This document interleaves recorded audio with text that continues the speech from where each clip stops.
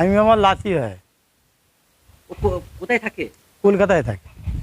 এই যে যেটা অভিযোগ যে একটা জঙ্গি গোষ্ঠীর সঙ্গে জড়িত হয়েছে এবং এই অভিযোগে এসটিএফ অ্যারেস্ট করেছে, জানেন বিষয়টা? না, আমি এক্ষুনি 1:30টার সময় নামাজ পড়েছি, শুনলাম যখন পুলিশ ঢুকলো বাড়িতে তখন বলিনি।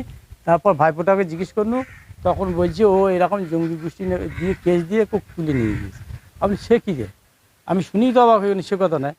যাই হোক, সেরকম ছেলে তো নয়ও, আর বাচ্চা ছেলে তো 24 বছর বয়স, পড়াশোনা করছিল কলকাতাতে।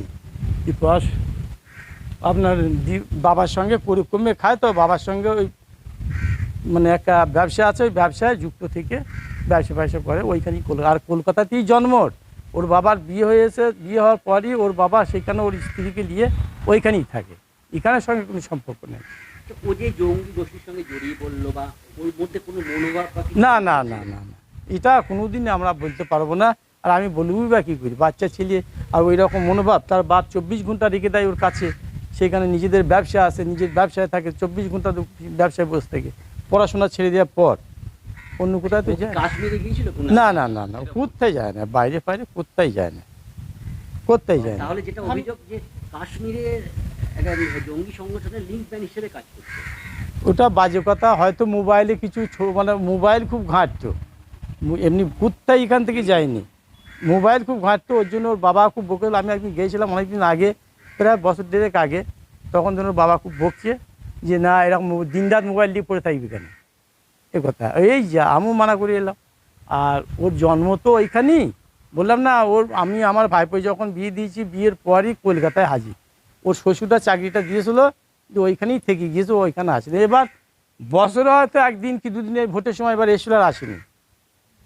ভোট দিয়েছিল, হামিমে ভোট দিয়েছিল, এখানে এসেছিল, ওই ভোট দিয়ে চলে গিয়ে হলো, থাকে না। পড়াশোনায় কেমন, বুদ্ধিমান? হ্যাঁ, বুদ্ধিমান ছেলে, পড়াশোনায় ভালো? হ্যাঁ খুব ভালো ছেলে। কম্পিউটার নিয়ে হ্যাঁ, কম্পিউটার সবই।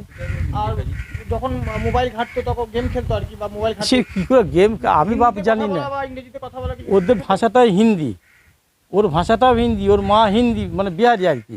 এবার হিন্দিতে কথা বলে, আমরা তো কিছু জানি না। বর্ধমানে কতদিন ছিল? এই তো হালিয়ে এসেছিলো, ঘর ভাড়া করে, ওখানে অসুখ দুপুরে ঘর ছিল বলে এখানে ঘর করে মাছ দিয়ে খাওয়াবো, তাই এখানে এসেছিল। কে কে থাকতো বর্ধমানে? ওরা 2-4 জনাই। কে কে, চারজনে কে কে? আমার ভাইপো, বৌমা, আর ওই ছেলে দুটো, আর মেয়েটা আবার গেছে।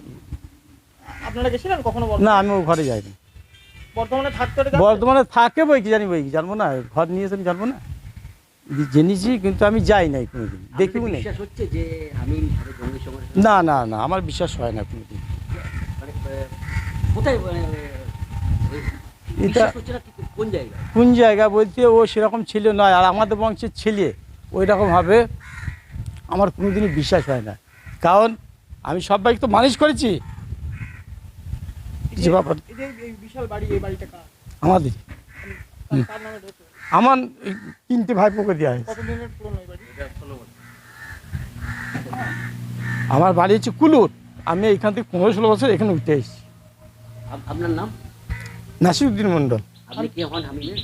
দাদু, ছোট দাদু।